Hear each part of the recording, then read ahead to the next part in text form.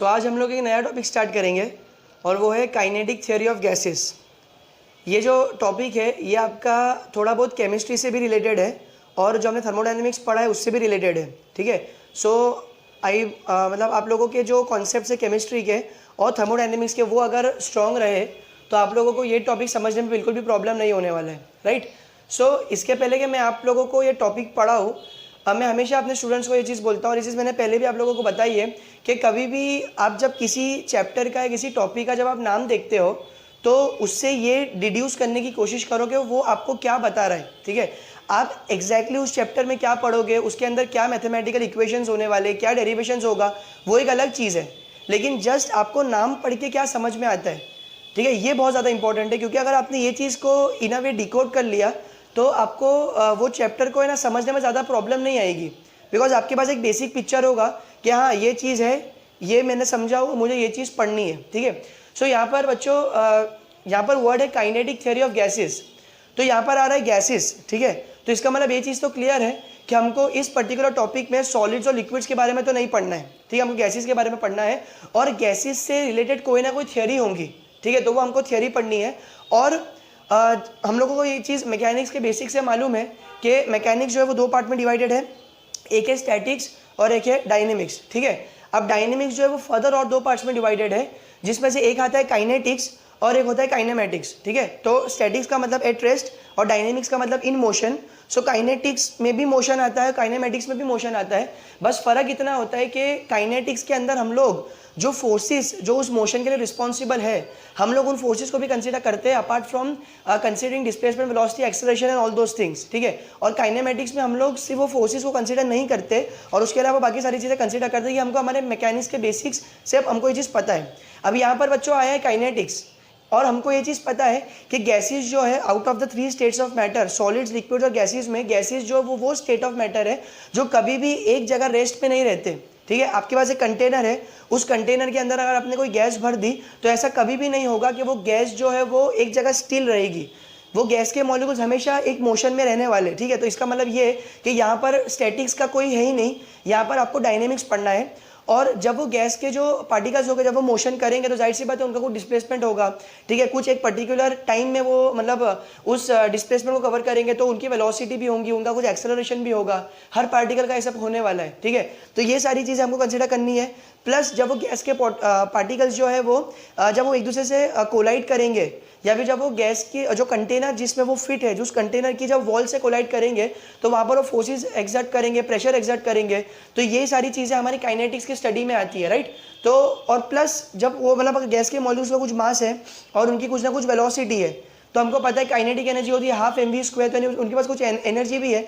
तो ये सारी चीज़ें ना हम लोगों को बेसिक मतलब इस चीज़ की तरफ डायरेक्ट कर रही है कि हमको ये सारी चीज़ें काइनेटिक थ्योरी ऑफ गैसेस में पढ़नी पड़ेगी, राइट। सो ये जैसे कि मैंने आप लोगों को बताया कि चैप्टर का नाम देखकर हमारे दिमाग में फर्स्ट थॉट क्या आता है उस टॉपिक को रिलेटेड, ये हम लोगों को पता लग गया तो उसके बाद चीज़ें समझना बहुत आसान है। ठीक है, अब हम लोग सबसे पहले यहाँ पर मतलब before actually going into the chapter हम लोग देखेंगे कि हमारे पास क्या बेसिक कॉन्सेप्ट्स है। हम लोग उनको 11th स्टैंडर्ड केमिस्ट्री से और थोड़ा बहुत थर्मोडायनेमिक्स पर उसको रिवाइज करेंगे ताकि हमको ये चीज़ ये चैप्टर और बेटर तरीके से समझ में आए। सो हम लोगों को मालूम है कि ये तीन लॉज हम लोगों ने पढ़े कि जब हमारा टेम्परेचर कांस्टेंट होता है, जब हमारा टेम्परेचर कांस्टेंट होता है तो हमारा प्रेशर जो है वो वॉल्यूम को डायरेक्टली प्रोपोर्शनल हो जाता है। ठीक है, तो ये लॉ को हम लोग कॉमनली बॉयल्स लॉ के नाम से जानते हैं। इसी तरीके से जब हमारा प्रेशर कांस्टेंट होता है तो वॉल्यूम हमारा टेम्परेचर को डायरेक्टली प्रोपोर्शनल है और ये चीज़ को हम लोग चार्ल्स लॉ के नाम से जानते हैं। और जब हमारा वॉल्यूम कांस्टेंट है तो हमारा pressure becomes directly proportional to the temperature और ये चीज़ को हम लोग गेल-लुजैक्स लॉ के नाम से जानते हैं। ये सारी चीज़ हम लोगों ने 11th स्टैंडर्ड में केमिस्ट्री में पढ़ी हुई है। ठीक है, और इसी तरीके से हम लोगों ने एवोगैड्रोस नंबर भी पढ़ा है। एवोगैड्रोस नंबर क्या बोलता है कि अगर आपके पास इक्वल नंबर ऑफ मोल्स है कोई दो गैसेस के तो उनके अंदर जो है वो नंबर ऑफ मॉलिक्यूल्स वो कांस्टेंट होंगे और उसका एक नंबर है वो है 6.023 × 10⁻22 मॉलिक्यूल्स। ठीक है, तो ये हमारे 6.023 × 10⁻23 मॉलिक्यूल्स होते हैं। सो ये हमारा एवोगैड्रोस नंबर होता है। ठीक है, और ये मतलब इक्वल नंबर ऑफ मोल्स के लिए जो है वो कांस्टेंट रहता है। ठीक है, सो ये सारी चीज़ें मैं आपको क्यों बता रहा हूँ, बिकॉज ये सारी चीज़ें हम लोगों को इस चैप्टर में रिक्वायर्ड होने वाली है। उसके बाद हम लोग यहाँ पर बिहेवियर ऑफ गैस देखते हैं। ठीक है, सो बच्चों अगर मैं आप लोगों को एग्जांपल दूँ, लेट से आपके पास एक स्टोन है। ठीक है, एक स्टोन है आपके पास, और उस स्टोन को अगर आपने लेट से हवा में ऊपर प्रोजेक्ट किया या फिर आपने जस्ट उसको रिलीज़ किया, तो अगर मैं आपको बोलूँ कि भाई इसके मोशन को एनालाइज करो, ये आफ्टर टी टाइम या फिर चलो आप आफ्टर 2 सेकेंड्स या आफ्टर 5 सेकेंड्स ये कहाँ पे होगा, या इसकी वेलोसिटी कितनी होगी, इससे कितना डिस्टेंस कवर कर चुका होगा, ठीक है, ये सारी चीज़ें अगर मैं आपको बोलूँ तो ये सारी चीज़ें के मोशन एनालिसिस में आएंगी। और ये सारे पैरामीटर्स निकालना ये किस में आएगा, ये मतलब ये कौन बताएगा हमको, इसके लिए हम लोग न्यूटन्स लॉज ऑफ इक्वेशन का जो है वो यूज़ करेंगे। जैसे हम लोगों को मालूम है v² = u² + 2as और s = ut + ½ at² और v = u + at, ये 3 इक्वेशंस की मदद से हम लोग इसके जो भी पैरामीटर्स हैं उनको एनालाइज करेंगे, राइट। तो ये बड़ा आसान था, ठीक है। बट यहाँ पर क्या है कि हम लोग गैस की बात कर रहे हैं, और गैस जो है वो एक्चुअली बहुत सारे छोटे छोटे छोटे मॉलिक्यूल से बनी हुई होती है, ठीक है। और प्लस गैस एक ऐसी मतलब मॉलिक्यूल होगा जिसको आप विजिबली नेकेड आई से देख भी नहीं सकोगे, ठीक है। वहाँ पे आपको माइक्रोस्कोप भी लगेगा उसको उसके मोशन को देखने के लिए, प्लस उसका मास भी बहुत जो है वो कम रहने वाला है। और प्लस बहुत अगर आप जैसे जैसे गैस का टेम्परेचर बढ़ाओगे तो उसकी जो डिग्री ऑफ रैंडमनेस है, या फिर जिसको हम लोग एंट्रोपी बोलते हैं, वो भी बढ़ जाएगी। तो उसकी वजह से गैस और ज़्यादा हैफज़ार्डली मूव करने लगेगी, उसकी वेलोसिटी बढ़ जाएगी, उसकी काइनेटिक एनर्जी बढ़ जाएगी। तो जब हम लोग है ना एक कोई भी बड़े पार्टिकल की बात करते हैं, तो वहाँ पर हम लोग, जैसे कि मैंने आप लोगों को बताया, जब स्टोन का मैंने आपको एग्जांपल दिया, तो वहाँ पर हम लोग है ना हमारे पास एक स्टोन जो है उसको हम लोग फिजिकली देख सकते हैं, उसको हम लोग सेंस कर सकते हैं, उसको विजुअलाइज कर सकते हैं, उसको फील कर सकते हैं, ठीक है। बट अगर मैं आपको गैस के मॉलिक्यूल्स को बोलूँ फील करने को, तो वो हम लोग फील नहीं कर सकते, राइट। जब हम लोग थर्मोडायनेमिक्स पढ़ रहे थे तो वहाँ पर मैंने ये चीज़ डिस्कस नहीं किया था, बिकॉज मैं मतलब ये चीज़ का वेट कर रहा था कि कब मैं आप लोगों को काइनेटिक थ्योरी ऑफ गैसेस पढ़ाऊंगा। सो बेसिकली थर्मोडायनेमिक्स में और काइनेटिक थ्योरी ऑफ गैसेस में ज़्यादा फर्क नहीं है, ठीक है। हम लोगों को ये डिपेंड करता है कि हम लोग किस अप्रोच से ही दोनों टॉपिक्स को पढ़ने वाले, ठीक है। तो यहाँ पर जो अप्रोच हम लोग यूज़ करते हैं ना बच्चों, वो 2 तरीके की होती है। एक होता है मैक्रोस्कोपिक अप्रोच और एक होता है माइक्रोस्कोपिक अप्रोच। एक होता है मैक्रोस्कोपिक अप्रोच और एक होता है माइक्रोस्कोपिक अप्रोच।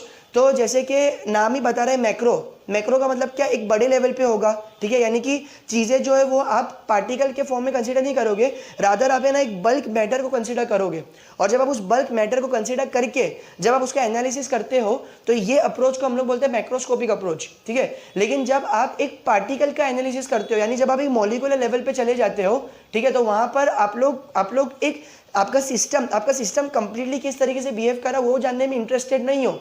रादर आपको ये जानना है कि वो मेरा सिंगल पार्टिकल जो है, सिंगल फ्लूइड पार्टिकल जो है, सिंगल लिक्विड पार्टिकल है, या फिर सिंगल जो है वो गैस पार्टिकल है या गैस मॉलिक्यूल, वो किस तरीके से बिहेव करने वाला है, उसका मोशन किस तरीके से होने वाला है, ठीक है। तो जब हम लोग इस लेवल पे जाके हम लोग स्टडी करते हैं, इसको हम लोग बोलते हैं माइक्रोस्कोपिक अप्रोच। जो मैंने आप लोगों को स्टोन का एग्जांपल दिया, या जो हम लोगों ने थर्मोडायनेमिक्स में भी पढ़ा है, थर्मोडायनेमिक्स में हमने जो भी स्टडी किया, ठीक है, चाहे हमारा सिस्टम हो गया, सराउंडिंग हो गया, हमारा पूरा फर्स्ट लॉ हो गया, हमारा हीट और वर्क ट्रांसफर का कॉन्सेप्ट हो गया, या फिर इसी तरीके से हमने सेकंड लॉ पढ़ा। सेकंड लॉ में हम लोगों ने Kelvin Planck statement, Clausius statement देखा। तो वहाँ पर हम लोग जो है, अगर आपको याद थोड़ा सा अगर अभी आ रहा होगा, तो आप लोग ये चीज़ बोला ना सेंस करोगे, या चीज़ आप रिकॉल करोगे कि हम लोगों ने थर्मोडायनेमिक्स में कहीं भी एक सिंगल पार्टिकल की बात नहीं की। हम लोगों ने वहाँ पे हमारा पूरा सिस्टम एज अ होल किस तरीके से बिहेव करता है, ठीक है, उसको हम लोगों ने जाना, वो चीज़ हम लोग जानने में इंटरेस्टेड थे। तो थर्मोडायनेमिक्स के अंदर, या फिर जो मैंने आपको स्टोन का एग्जांपल दिया, जो हम लोग मैकेनिक्स भी हम लोग पढ़ते हैं, वहाँ पर हमारा जो अप्रोच होता है वो हमारा अप्रोच मैक्रोस्कोपिक अप्रोच होता है बच्चों। लेकिन जब हम लोग केटीजी की बात करते हैं, जब हम लोग काइनेटिक थ्योरी ऑफ गैसेस की बात करते हैं, तो यहाँ पर हम लोग जो है ना वो एक तरीके से एकदम जीरो लेवल पे चले जाते हैं। यहाँ पर हम लोगों को ये जानने में इंटरेस्टेड होता है कि मेरा एक सिंगल फ्लूइड पार्टिकल जो है, सिंगल फ्लूइड मॉलिक्यूल जो है, वो किस तरीके से बिहेव कर रहा है, ठीक है। तो यहाँ पर जो हम लोग अप्रोच यूज़ करने वाले हैं वो हम लोग माइक्रोस्कोपिक अप्रोच यूज़ करने वाले हैं, राइट। और मैक्रोस्कोपिक अप्रोच का दूसरा नाम जो है वो क्लासिकल अप्रोच भी होता है। इसलिए जो हम लोग थर्मोडायनेमिक्स पढ़े थे उसको आप देखोगे किसी बुक्स में कई जगह पर क्लासिकल थर्मोडायनेमिक्स भी लिखा हुआ होता है, ठीक है। और जो हमारा जो माइक्रोस्कोपिक अप्रोच होता है, तो यहाँ पर इसको स्टैटिस्टिकल अप्रोच बोलते हैं। बिकॉज जैसे कि आपने देखो, जब आप लोगों ने लोअर स्टैंडर्ड में स्टैटिस्टिक्स पढ़े हैं, वहाँ पे हम लोगों ने मीन मीडियन मोड पढ़े थे। जैसे आप लोगों को अगर याद हो कि एक क्लास है, उस क्लास में इतने स्टूडेंट्स हैं, उनकी हाइट जो है वो इस पर्टिकुलर सेंटीमीटर के ऊपर है, तो उनका मीन निकालो, उनका मीडियन निकालो, उनका मोड निकालो। तो वहाँ पर हम लोग जो है वो पूरी क्लास किस तरीके से बिहेव कर रही थी उसके ऊपर इंटरेस्टेड नहीं थे। रादर हम लोगों को सिर्फ ये जानना था कि भाई वो पर्टिकुलर बच्चे किस तरीके से उनकी हाइट वेरी कर रही है, ठीक है। तो यहाँ पर वो अप्रोच हम लोग क्या कर रहे थे, हर बच्चे का डेटा निकाल के रख रहे थे। इसी तरीके से जब हम लोग यहाँ पर केटीजी स्टडी करेंगे, तो हम लोग यहाँ पर हर गैस मॉलिक्यूल के डेटा को इंडिविजुअली स्टडी करेंगे। और क्योंकि हम लोग गैस मॉलिक्यूल्स के डेटा को इंडिविजुअली स्टडी करेंगे, तो ये चीज़ें एक टेबुलर फॉर्म में आपको मिलेगी, ठीक है। और ये चीज़ को हम लोग मतलब बोलते हैं ना दूसरे लैंग्वेज में या फिर दूसरे टर्म्स में हम लोग उसको स्टैटिस्टिकल अप्रोच की मतलब तरीके से भी जानते हैं। तो जस्ट मैंने जो आप लोगों को जो डिस्कशन किया ना उसको मैं समराइज करना चाहूँ तो वो यही चीज़ हमको बताता है कि जब हम लोग थर्मोडायनेमिक्स पढ़ते हैं तो वहाँ पे हम लोग मैक्रोस्कोपिक अप्रोच लगाते हैं या फिर क्लासिकल अप्रोच लगाते हैं। लेकिन जब हम लोग केटीजी पढ़ेंगे तो यहाँ पे हम लोग माइक्रोस्कोपिक अप्रोच लगाएंगे या फिर हम लोग स्टैटिस्टिकल अप्रोच लगाने वाले। तो ये सारी चीज़ें आपकी है ना इस पर्टिकुलर सेक्शन में आएगी जिसको हम लोग बोलते हैं बिहेवियर ऑफ अ गैस, यानी कि आपका गैस किस तरीके से बिहेव करने वाला है। और फाइनली हमारे इंट्रोडक्शन में एक और पार्ट है जो कि आइडियल गैस और रियल गैस का। सो ये चीज़ हम लोगों ने थर्मोडायनेमिक्स में बहुत ही डिटेल में स्टडी की थी, लेकिन मैं फिर एक और बार इसको आपको रिवाइज करवा देना चाहता हूँ कि जितनी भी गैसेज जो नेचर में एग्जिस्ट करती है वो सारी रियल गैसेज होती है, राइट। और हर गैस का जो है वो कुछ ना कुछ मतलब क्योंकि उस गैस का कुछ प्रेशर है और उसका कुछ वॉल्यूम है और वो गैस कुछ पर्टिकुलर टेम्परेचर में है, तो एक ऐसा इक्वेशन जो उस रियल गैस को उस पर्टिकुलर प्रेशर, वॉल्यूम और टेम्परेचर पे रिलेट करता है, इस गैस की इक्वेशन को हम लोग बोलते हैं रियल गैस इक्वेशन, या फिर हम लोग उसको दूसरे टर्म्स में वान डेर वाल्स इक्वेशन के नाम से जानते हैं, जो कि ये आप लोग देख रहे होंगे कि P + A / V square V - B n into R bar T, where n is the number of moles of that particular gas and R bar is the universal gas constant, T is the absolute temperature। मैंने ये चीज़ detail में discuss किया हूँ कि universal gas constant क्या होता है और स्पेसिफिक गैस कांस्टेंट क्या होता है या फिर कैरेक्टरिस्टिक गैस कांस्टेंट क्या होता है। ये चीज़ हम लोग थर्मोडायनेमिक्स में डिटेल में स्टडी किए थे, ठीक है। सो ये जो इक्वेशन है ये इक्वेशन हमारा रियल गैस का इक्वेशन है। लेकिन बच्चों आप लोग याद करो कि जब मैं आप लोगों को थर्मोडायनेमिक्स बता रहा था तो मैंने आप लोगों को क्या बोला कि जो भी हम लोग हमारा एनालिसिस करते हैं वो सारा क्वासी-स्टैटिक प्रोसेस के लिए होता है, और क्वासी-स्टैटिक प्रोसेस एक इसेंशियली रिवर्सिबल प्रोसेस है, आइडियल प्रोसेस है। तो फिर वहाँ पर जब वो ऐसा प्रोसेस है जो कि आइडियल है, जो कि नेचर में एग्जिस्ट नहीं कर रहा है, तो फिर उसके लिए हम लोग रियल गैस का यूज़ कैसे कर सकते हैं। तो हम लोग क्या करते हैं, इस पर्टिकुलर गैस के इक्वेशन पे कुछ अजम्पशंस लगाकर इस रियल गैस की इक्वेशन को आइडियल गैस इक्वेशन में कन्वर्ट कर देते हैं, राइट। सो यहाँ पर जैसे कि आप देखोगे प्रेशर के साथ जो A / V स्क्वायर का टर्म जो है वो आया हुआ है। सो ये हम लोगों को ये टर्म बेसिकली क्या बता रहा है कि जब हमारे गैस के मॉलिक्यूल्स एक पर्टिकुलर कंटेनर में रहेंगे और वो फ्लो होंगे तो वो जो एक दूसरे कोलाइड करने के बाद, कोलिजन के बाद जो वो लोग फोर्सेस एक्सर्ट करेंगे एक दूसरे के ऊपर, तो वो इंटरमॉलिक्यूलर फोर्सेस होंगे ऑफ अट्रैक्शन, उसको हम लोग क्या करेंगे, हम लोग निग्लेक्ट कर देंगे। तो ये वाला टर्म चला जाएगा, तो इससे आपके पास ये टर्म सिर्फ P में रिड्यूस हो जाएगा। और ये जो टर्म है B का, तो यहाँ पर मैंने आप लोगों को ये बताया था कि जो गैस के मॉलिक्यूल्स होते हैं तो उनकी खुद की भी कुछ वॉल्यूम होती है, राइट। तो जो नेट इफेक्टिव वॉल्यूम होगी तो वो उस कंटेनर की वॉल्यूम में से गैस की वॉल्यूम का सब्सट्रैक्शन आपको करना पड़ेगा, ठीक है।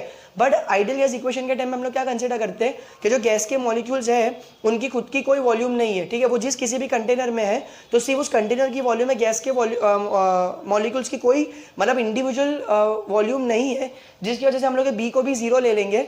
तो ये जो टर्म हमारा जब A / V स्क्वायर चला जाएगा और B चला जाएगा तो ये इक्वेशन रिड्यूस हो जाएगा, PV = n × R bar T। Right hand side is going to remain unchanged, खाली लेफ्ट हैंड साइड में यहाँ पर ये जो मॉडिफिकेशंस होंगे और ये मॉडिफिकेशन भी ये दो अजम्पशंस लगाने के बाद हम लोगों को मिलेंगे, ठीक है। सो इससे हमारा जो इसी प्रोसेस से हमारा जो रियल गैस का इक्वेशन है वो आइडियल गैस के इक्वेशन में कन्वर्ट हो जाएगा। और मैंने आप लोगों को एक चीज़ बताया था कि लो प्रेशर के ऊपर और हाई टेम्परेचर के ऊपर हमारी जो रियल गैसेज होती है वो आइडियल गैस की तरह बिहेव करने लगती है, ठीक है। मतलब ऐसा नहीं कि वो रियल गैसेज आइडियल गैस बन जाती है, ठीक है, ऐसा नहीं है, लेकिन वो रियल गैसेज जो है वो आइडियल गैस की तरह बिहेव करती है।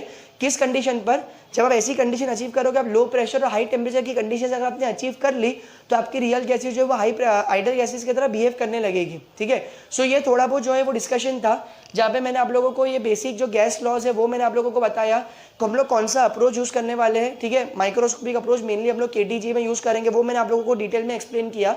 और फाइनली ये जो बेसिक्स थे, जो आइडियल गैस इक्वेशन के जो बेसिक्स हमने थर्मोडायनेमिक्स में स्टडी किए थे और जो थोड़ा बहुत हम लोग केमिस्ट्री में भी स्टडी करते रहते हैं, उसको मैंने आप लोगों को रिवाइज करवा दिया।